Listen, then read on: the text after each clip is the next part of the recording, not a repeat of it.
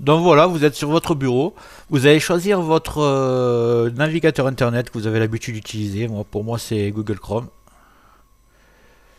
Là, je vais taper télécharger Windows 11 ISO. On clique le premier lien, le fichier officiel du site. Donc vous tapez Windows 11 tout en bas de la page. Et là, vous cliquez télécharger. Là, vous allez sélectionner votre langue, français, pour les Français, ou français canadien pour les Québécois. Donc voilà, français, confirmé. Vous allez taper 64 bits download, vous cliquez dessus. Alors moi, je vais cliquer droit pour l'enregistrer sur le bureau. Voilà, je sélectionne bureau. Enregistrer. Et c'est parti, vous voyez, c'est déjà parti en haut à droite. Moi, ça va très très vite parce que j'ai la fibre. Après, ça dépendra de votre connexion internet. On va accélérer un petit peu.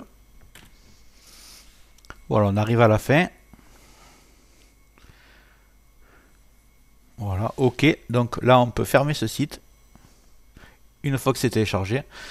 Et vous voyez, le fichier est ici. Donc on double-clique dessus. Ouvrir. Et là, vous avez votre fichier ISO comme une image. Et là, ce qui est très important, c'est de retenir lecteur de DVD E. Retenez bien cette lettre. Moi, c'est E. Vous, ça dépendra de votre ordinateur. Donc, retenez bien cette lettre. Et là, vous voyez, vous avez le fichier setup. Si vous ferez une installation normale de Windows 11, c'est comme ça que ça marche. Mais comme votre PC n'est pas compatible, on va faire autrement. Retenez juste votre lettre E. Là, on va fermer. On va ouvrir l'invite de commande.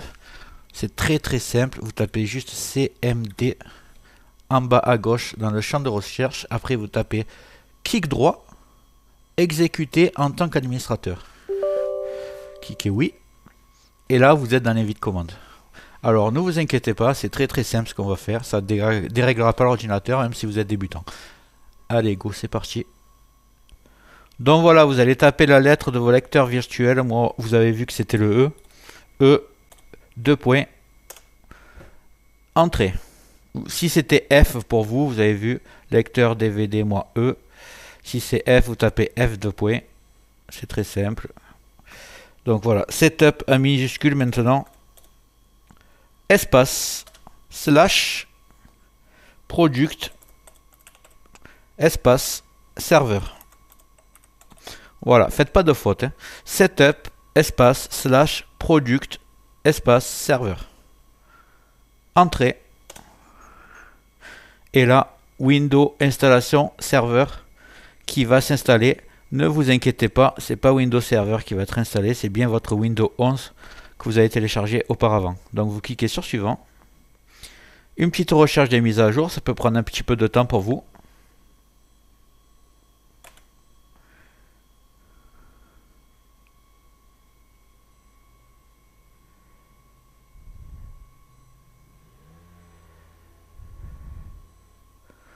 Voilà, maintenant vous êtes sur votre programme d'installation, donc les licences, vous avancez, acceptez.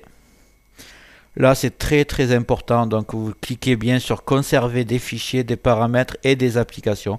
Comme ça vous ne perdrez pas vos programmes, que ce soit Photoshop, Pack Office, tout ça. Si vous cliquez là, ça va effacer les programmes, et là si vous cliquez là, vous allez avoir un Windows 11 vierge. Donc laissez bien la première case, vous cliquez sur suivant. Vérification que vous êtes prêt à effectuer la mise à jour. Là, vous laissez faire les mises à jour. Ça va prendre un peu de temps, là, vous inquiétez pas. Ça peut prendre 10, 15, 20 minutes. Soyez patient.